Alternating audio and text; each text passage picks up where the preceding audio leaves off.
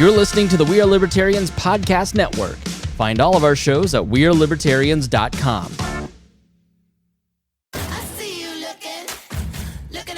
Hey loves, Haley Steinfeld here. Let's be real. When I'm on the red carpet, everyone wants to know whose dress I'm wearing. But here's the thing. We're so focused on those details, we're missing something that's actually way more important. Breast health. It's wild. Breasts get so much attention, but they're still so ignored when it matters most. Don't know what I'm talking about? Tune in on February 9th and visit yourattentionplease.com. That's yourattentionplease.com. See you then. You found your person. Now let the Knot help you with everything else. The Knot connects you to the wedding inspo, vendors, venues, and planning tools you need to make your day totally you. Having helped plan 25 million weddings, we've got your back when it comes to every little detail like RSVPs, budgets, and more. Because your wedding comes to life with the connections that matter the most. Get started at theknot.com/audio. The Knot. Let's plan your wedding together. Welcome to the We Are Libertarians Daily Podcast. I am your host, Hodey Johns, and I'm here with my good buddy, Dale Melchin. Dale, how's it going, man? Going all right, Hodey, but didn't Dear Leader say that you're not supposed to call me buddy and that we're supposed to be hosts? Oh, this is my other host, Dale Melchin. Sorry, I had a little programming code with what Dear Leader planted into my brain. Wait, what? Are you saying, Hodey Johns, are you trying to communicate to me that something is wrong, that you might be a robot? If I blink twice, I'm not a robot, okay? Okay. Oh, I lost count. Anyhow. You blinked 3 times. I don't know. Robots are better at counting than humans, I think. And I'm still pretending to be like a human, so I have to make these accidental errors. But let's get down to it, Dale, buddy. You and I, we're talking about some life improvement processes in the meantime. And today we wanted to talk about communication.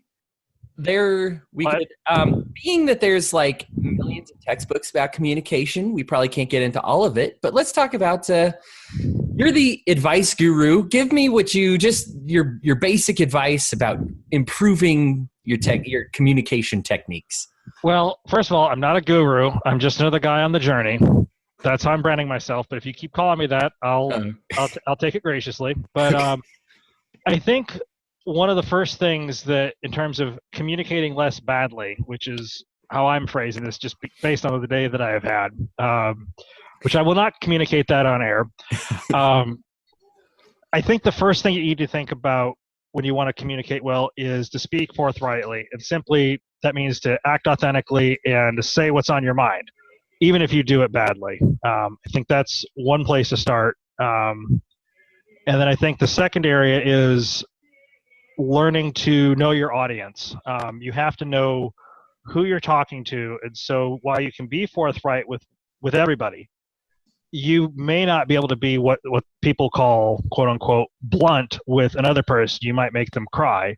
And if you're talking to another guy on the construction site, if you pussyfoot around too much, they're just going to get mad at you and tell you to get to the point. So you have to make sure that your communication lines are synced up properly in order to do that. I think that's a good starting point in any discussion of communication. Know your audience and speak truthfully and forthrightly. What about you? You give me 2 techniques, and I'm going to push back not entirely on both of them, but basically ask you a question about both of them so you can help elaborate. So The first one, it is hard for me. I know sometimes when people, you say speak your mind. I certainly believe that, the squeaky wheel is the one that gets the oil. If people don't know what your troubles are, they're going to treat you like you have no troubles and nothing will ever get fed there. At the same time, I find that it's easy for people to turn into like complaint machines. And so when you do say everything that's on your mind and everything is just complaint after complaint after complaint, people dismiss the bad stuff that you say because everything's bad stuff. And so when something's like really serious, so let me I guess I'll save the second question I had, but address that real quick. What would you say a way to balance? Well, it's a dichotomy. Mm-hmm. And when I was thinking of that, I wasn't necessarily thinking of complaining because you can go too far with it. I've had numerous folks, both IRL and online that'll do that. It's highly contextual. Now, if you're talking about one-on-one communication, you want to be able to and if you're speaking to a specific topic, you want to be able to speak what you know, if anything, to the topic, and do it well, and say what you're thinking, and say it in a way that, kind of going over into the number two territory, say it in a way that it gets the point across to them, if that makes any sense. Because you can't go too far on the other side of the house and just be a complaint machine. Yeah. Well, and I certainly, and it's not, I'm not making this all just about complaining. That's just what comes up to me when I think of people that always say what's on their mind. And they'll post like 8 things a day about why their life is bad. And sometimes you're just like, man, like none of it's getting addressed because it's as though you've overwhelmed the people you're communicating it Right. to. And so I'm just like, I want to help boost you out of whatever funk you're in, but it requires like a full-time person. And I'm just like your friend. Like I feel like if I were to help this person, they'd still be drowning in a million other things. So I don't know where to start. Well, I'll tell you a couple of things that just popped into my mind. The problem with being a complaint machine on that side of the house is not only are you bringing everybody else down, but you're also forging a chain that binds you to your problems, metaphysically speaking. I mean, because the more, I forget who said it. I think it was Aristotle. We are what we repeatedly do. So therefore, every action becomes a habit, something along those lines. I'm probably botching that up, but that's the first problem you run into. And then the other part of it is no one takes you seriously. And yes, you do need a full-time person to help you out with that.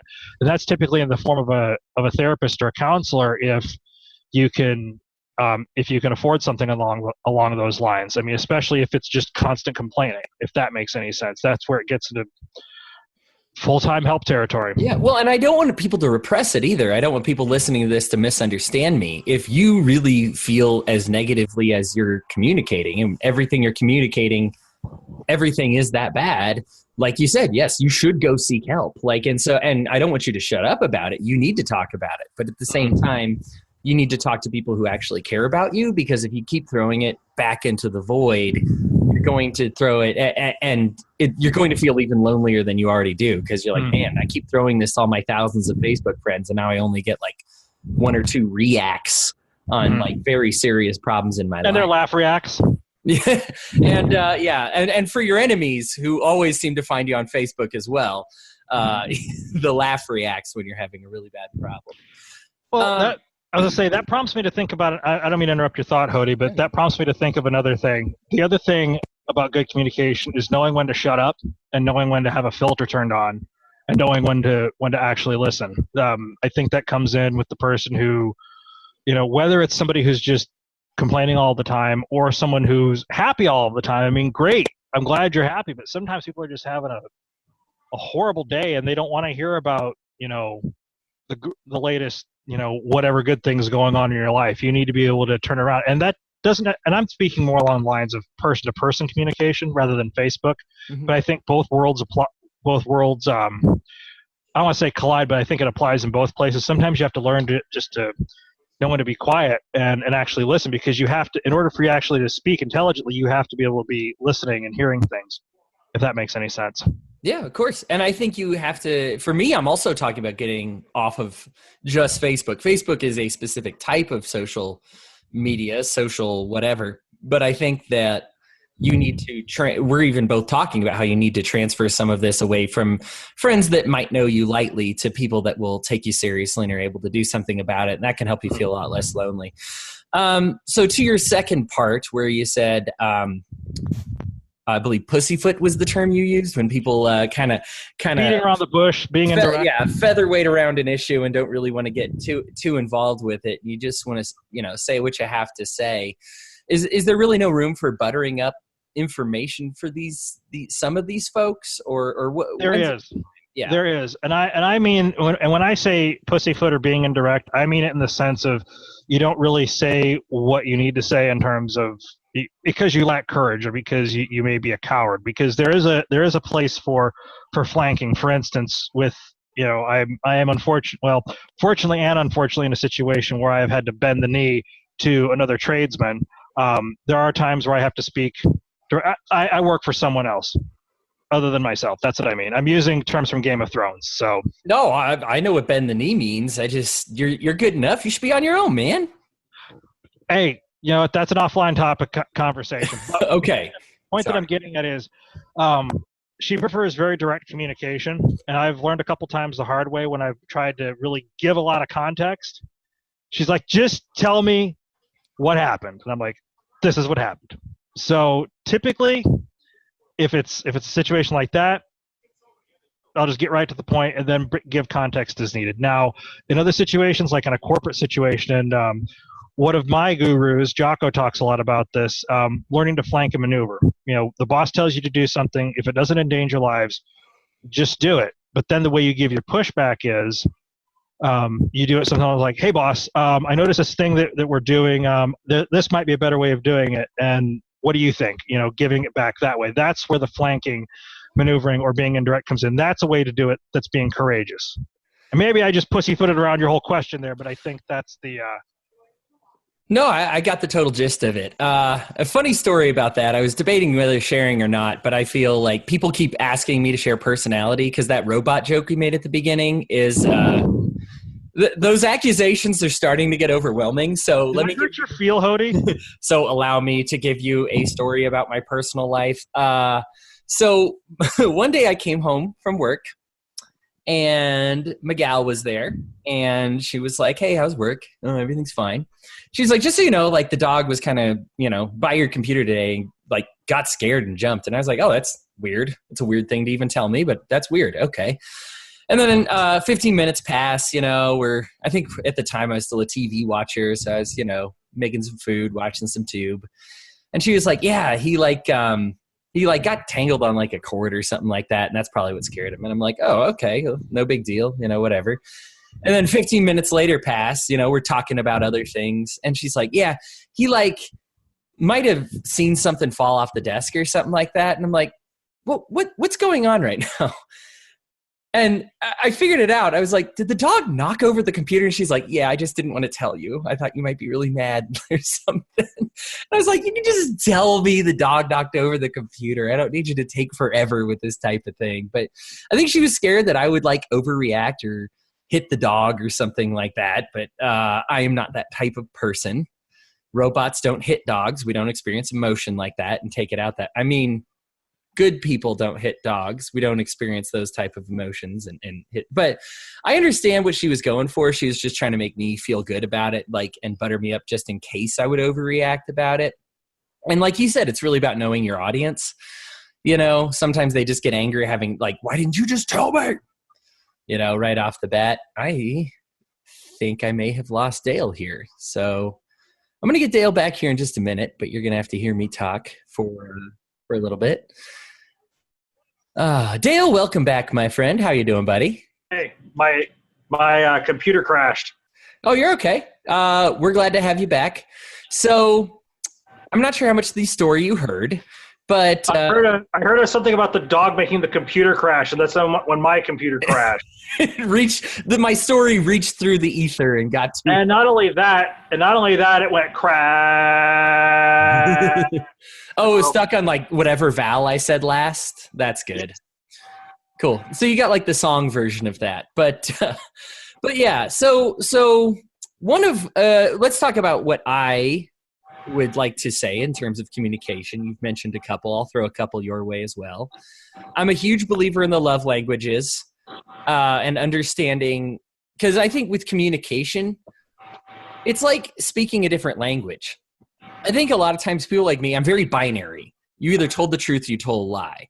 But I think it's more when you are talking about communicating effectively someone, you're actually more talking like in the same language. Like if someone's like Spanish or English, you can tell someone the truth in Spanish, but if they only understand English, it's not going to go forward to them.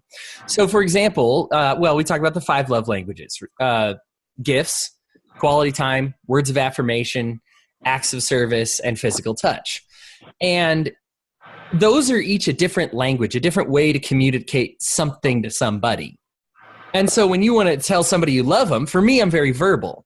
And so one of the big mistakes that I made with my first marriage, and believe me, everything was her fault, but one of the things that I could have done better, I'm kidding. Oh, my God. One of the things that I could have done better was learning her love languages, because I'm a very verbal person. And so for me, she would say something like, I just don't feel like you love me anymore. And I'm like, I tell you that all the time, but it doesn't communicate effectively. Again, it's just like you're speaking a different language to somebody. So she just doesn't receive it. I would have had to do something different in order to communicate that effectively to her. I'll stop before my other point to get your feedback. What are your thoughts on the love languages or anything that I just said? Well, my troll response, and this is mainly to antagonize people in my past, was that the love languages are nonsense, but they're actually not. My wife and I have gone over, I haven't actually read the books, but I'm looking around because there's evidently a storm rolling through here, so that's why I'm kind of like doing this. But and we've talked about love languages. I'm one of the people that enjoy, my main two are acts of service and physical touch. Hers is physical touch and gifts, I think. And it took us a while to get on the same track. Now, I'm not going to get as personal as you are, but there were times when it was rough sledding, when we didn't know what each other's languages were. But then once we figure it out, it's just, it's kind of like finding the right button to press, in the cage of marriage, quote unquote cage of marriage, so to speak. You learn to push each other's buttons in a good way, you might say, when you know the language and you speak it fluently. Yeah, and I think it's just the only way. And I look at them, and there's some of them that I don't care about at all. I don't get me wrong, I enjoy physical touch as much as any male experiences physical touch, but for me, it's not really communication. It's like a roller coaster ride. I'm just having a good time with physical touch. And so, like, I admit, for me, that's not necessarily like, oh my gosh, that like really impacted my life. Mm-hmm. And I'm probably one of the few guys that actually has like receiving gifts as one of mine. Now, that's not, hey, give Hodey things, just to show you love him, although I won't turn any down. But this is also like when I was at a really dark point in my life, I just remember my mom and my brother so very thoughtful. And my brother Woody, I've had him on the show before, but yes, he's just a thoughtful person, and was like, hey, look, I know you're going through a hard time. I really don't know how to make it better. Like everything you're saying just seems like a whirlpool of darkness, and you're in a really scary place, and I'm scared for you, but I care about you. And I got you a comic book from your like favorite comic book author, and he sent it to me. And it's just one of those things that like touched my heart. I teared up. Like it just meant so much to me to get that in the mail.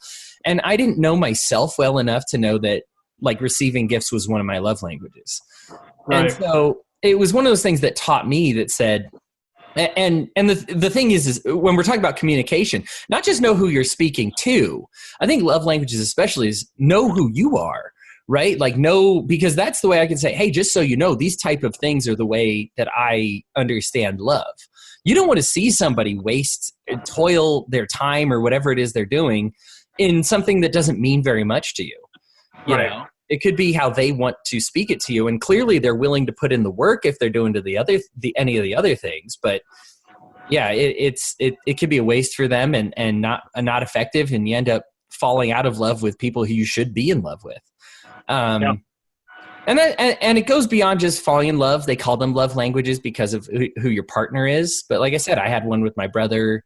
You experience them with your friends, and you should know each other. And I think we should be able to share them more often, so that way we know how to talk with each other better. I don't know how someone will respond to something unless I know their language is what's meaningful for them. I can talk at them all day. But unless I know their love languages, I'm going to be wrong. The second one that I wanted to say, and this was kind of, this was the biggest difference maker in my life in effective communication. Mm-hmm. It's part of several steps, but I really only want to talk about the first step because I think everything is resolved after the first step. And it's being able to communicate someone else's issue, grievance, or problem as well or better than they communicated it themselves. So when someone says, I'm having this problem at work. Here's a classic example. I really don't like this person at work. They're not very nice to me. Ask some questions about it, figure out how it is. And it says, well, it sounds like, let's call her Karen because nobody likes people named Karen. It sounds like Karen has problems at home and she's taking them out on you. Does that sound right? And if you give the other person the opportunity to say, yes, that sounds right, you really can then start actually fixing the problem. Because Dale, I know you'll understand this. How many times have you spent hours of an argument? And I know not with your gal, but you've had this happen in your life, but just hours in argument, never understanding each other's problem. All the time. It's the bulk of it for me. And not to get political on this clearly non-political podcast that we're doing, but generally it's been with folks that there's very few ideological points of contact with, whether it's Republicans or lefties, honestly. Oh, honestly. Yeah. I mean, how many times do you say they're constantly reiterating their own point because they don't feel like the other side understands it? And I think that especially, I'll wrap up the politics here, but when you're having a political disagreement and you say, hey, listen, welfare is a good example, especially we as libertarians, we're against the welfare state. Mm-hmm. But people would be so much more open to us because we have such a positive message for people in that situation but we just constantly hound on no welfare. We're going to take your stuff. We're going to take your stuff. How much of a service would we do ourselves as libertarians to say, hey, it sounds like you're in this situation and you're concerned that if we end the welfare state, you're not going to be able to afford these things. Does that sound right? Yeah. To give them that opportunity. And even if they say, well, that's not quite right, I'm also worried about this, give them the opportunity to say everything. And communicate it back. They say the rephrase is what they call it. That they phrase it, you phrase it in your own words. And so for them, that makes them know that you're not just repeating what they say, that you really understand and get it. And so many people feel, I mean, we talk about this being the age of loneliness right now. And how much less loneliness would they have, and how much more would they trust you to give them advice or to listen to your point of view if they know that you understand the problem first? Yes. So to put what you've just said into my words, when someone's talking to you, take what they're saying and rephrase it in a way that completely that could rephrase it in a way that, with your own words, in a way that communicates that you've understood them. Right. I am actually glad you made the straw man joke because, and let's even take this out of politics, because this is what we do to our personal relationships all the time. We're so concerned that our point of view isn't heard, that we're unwilling to let the person's problem be fully realized. And so we do straw man them, and not in a political way, in a very personal way. We're just we'll say I get it, work stinks. You know what I mean? Or you don't like the people you work with. Blah. And it's like, well, I don't feel like you understand why this is annoying. It's annoying because it interferes with this, or it brings me down. I'm in customer service and I need to stay positive, and I have this person constantly dragging me down. So if you're just saying, oh, I get it, work stinks, that's it. And so if all you throw to your partner or your friend is, okay, dude, I get it. You don't like your job very much. Well, that's, or you straw man them and be like, yeah, people are annoying, get over it. It's like, well, this person is annoying for a different and very specific reason. Can you please hear me out? And so I think the embarrassing thing is we do straw man people that way by saying, let me make your argument a joke. We take the rephrase process and take it for granted because we'll rephrase it, but rephrase it kind of with our own point of view in mind. Mm-hmm. And I think that's the point where you just need to say, I'm fully in your shoes, because you'll get a chance to phrase your problem later. Right. But I think you need to just be I'm fully in your suits. You're not conceding anything yet. That's compromise is the last part of the disagreement, right? When you're having an argument or a problem in communication, compromising and getting over it, that's way down the road. So when you're starting at the beginning and just talking about phrasing, I think people are so worried about giving away the barn, about being well, if I, concede that she has a problem, then I'm going to end up having to give her more than I want. That's not the case. Mm-hmm. No, I hear you, Hodey, and I apologize. I'm on my phone. I'm trying to help you. I'm trying to do this podcast on my phone, and so I live next door to a car wash, and I'm going to communicate some things that are annoying to me right now. If you can hear the music in the background, because it's picking up on the speakers. And then I told you before my computer had crashed. So that's why I'm all like doing this. I'm saying this also for the benefit of the audience, Tom. But what you're getting at is, folks, when you tersely rephrase what they've said to you, it's a way of dismissal. And not to sound like an SJW, I said it, how dare I. Oftentimes dismissal can be used in a way just simply shut someone down and try to get them to get on with life. And ultimately, I have to concede, I will compromise at this point. That's not healthy or helpful. The time that's typically helpful is, and I may be going over a line by saying this, the time that's helpful is when a person has been giving you the same problem repeatedly, and you've offered advice, or you've offered a solution, or you've listened, but they still keep bringing it up. So the only way to deter the bad behavior is by, listen, I get what you're doing. Have you tried to fix it? So there is a dichotomy there as well. Yes, you have to validate their concerns, but depending on the relationship that you have with them, it's also appropriate to move them into action. If that even gels up with what we're talking about here, because I think that's another dichotomy to address as well. What do you think? Yeah.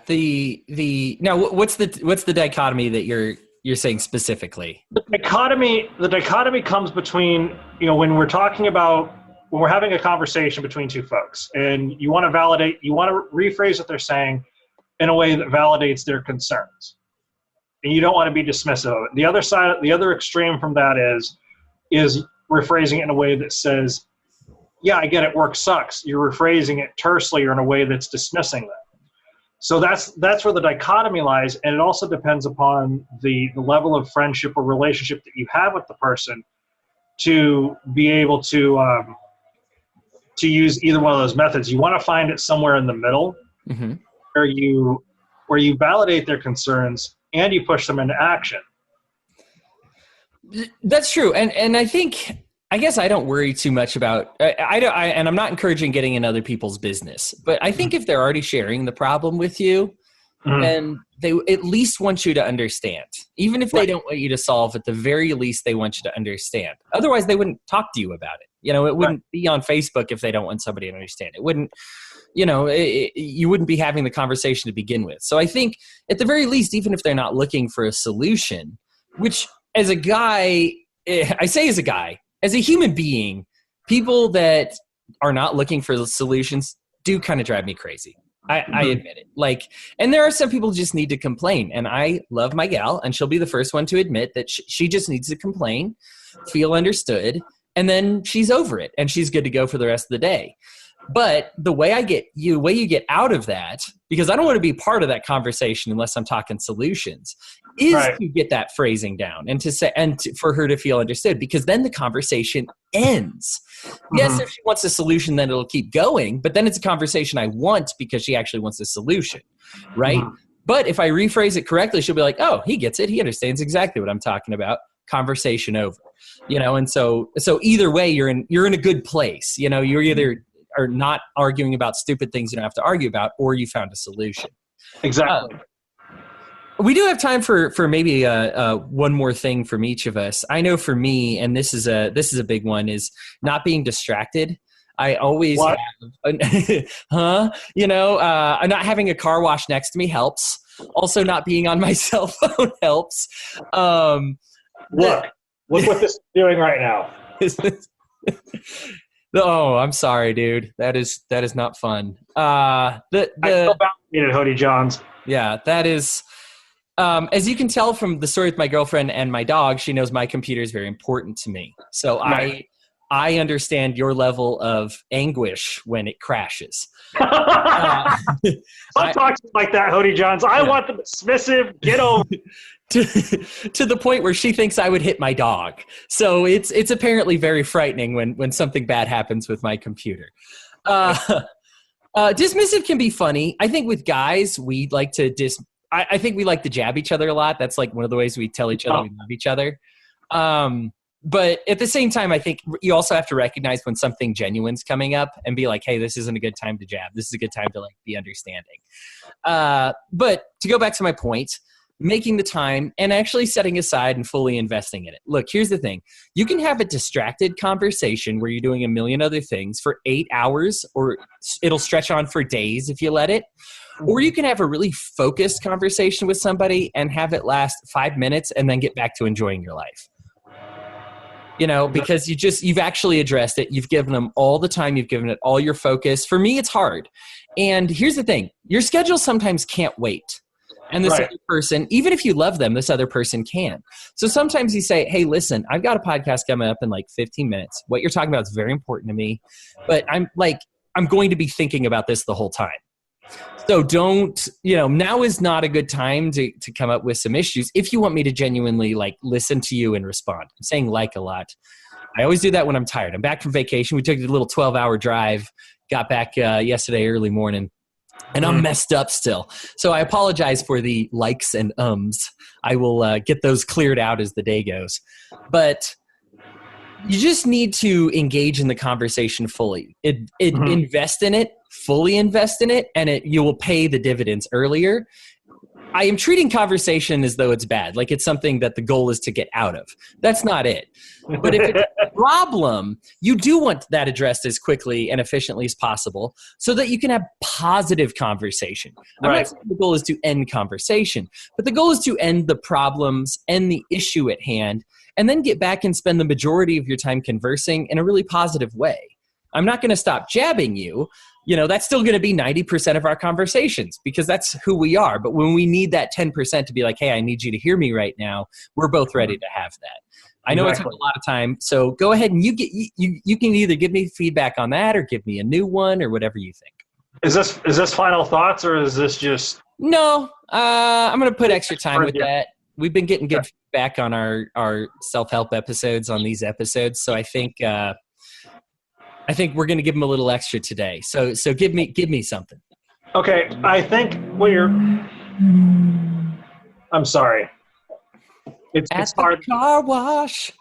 Hodey, it's so hard, and I even shut my window to block out the sound. So, I think what you said about that is important because it is highly contextualized between two brothers jabbing at each other is one thing, and typically and when I was talking about calling to action, I was kind of phrasing that between friends or even between men because that's the side of the house that's important. Or if somebody comes to you for advice and wants to say, what, Hodey Jones? You said men, and that's the side of the house that's important. You're I didn't mean it that. You're on some thin Bambi ice here, my friend. No, I didn't mean it like that.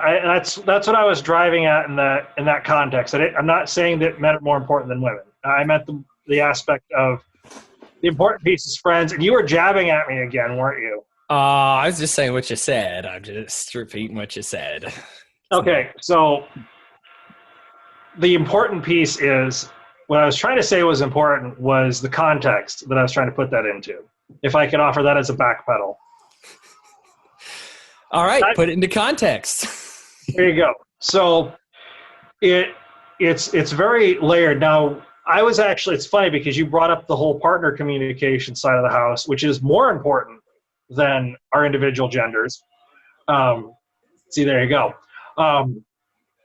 You were reading my mind when you were talking about how to communicate with a wife or a girlfriend because most of the time they're looking to vent. Now, what I like to do is I like talking to my wife and hearing about whatever's going on with her.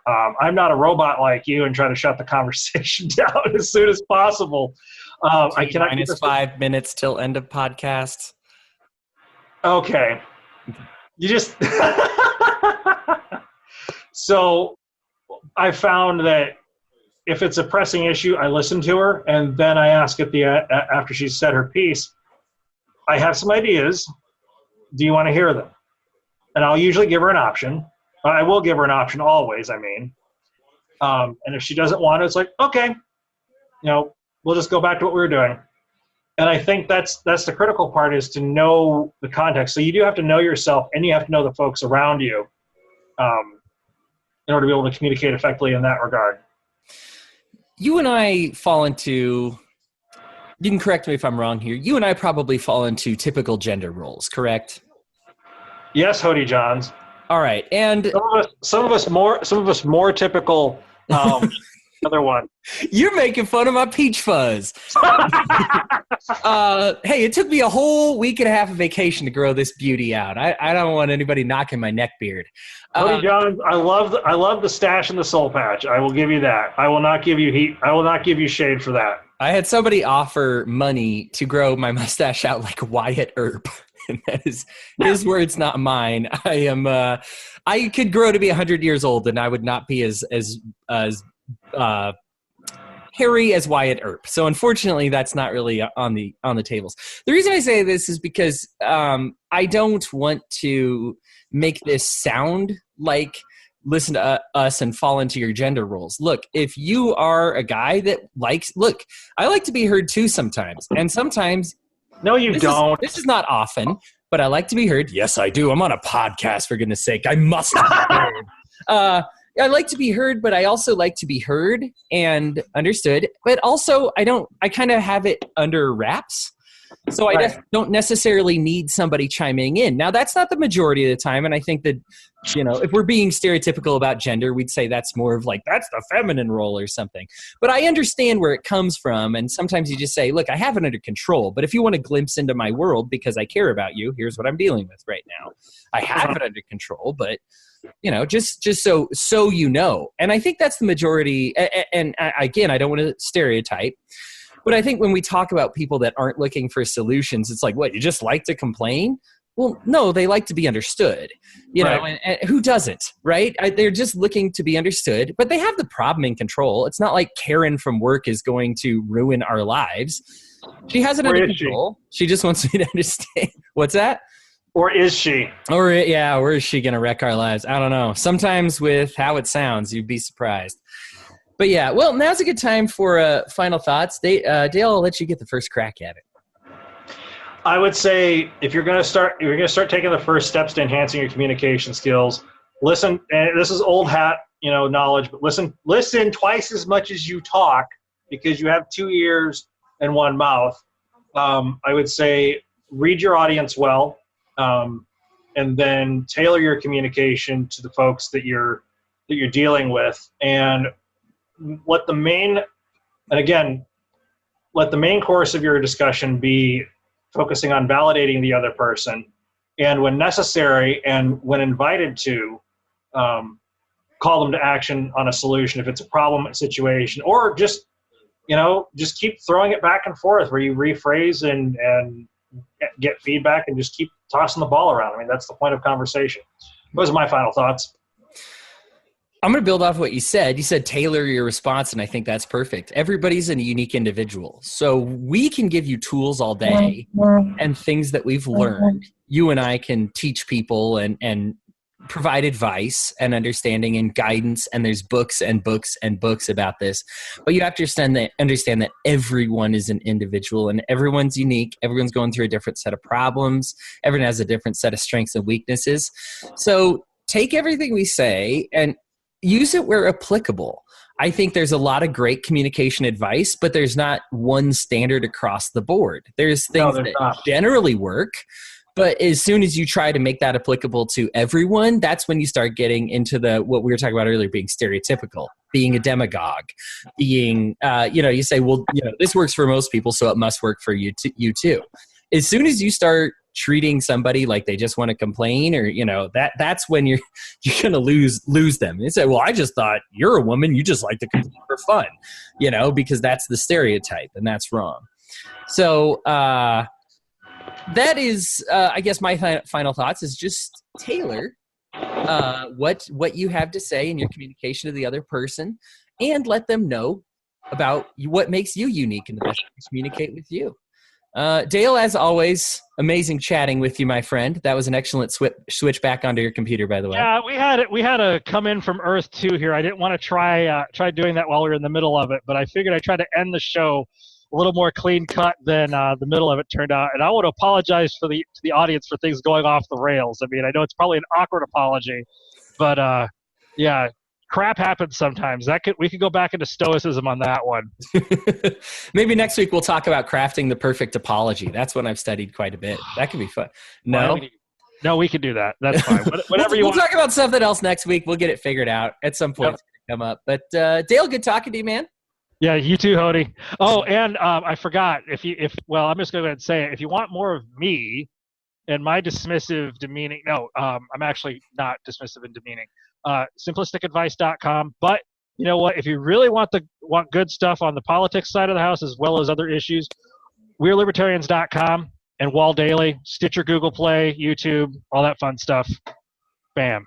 Also, simplisticadvice.com. Simplisticadvice.com, We'reLibertarians.com. Visit us, tell people you love us. We've been getting a lot of great response, specifically about us, Dale, so I appreciate that. Ooh. So if you are one of the ones who is saying, oh, I really enjoyed this episode, but I don't want to say anything, then please say something. Please be. I love words of affirmation. Do you love words? Yep, that's my favorite. Telling people, tell me. Yeah, just, it never gets annoying. So if you want to say on a weekly basis that I was the best and Dale was the best, then that's okay. We'll let that happen. Dale, right. You have a good one, man. You too, man. Bye. Bye.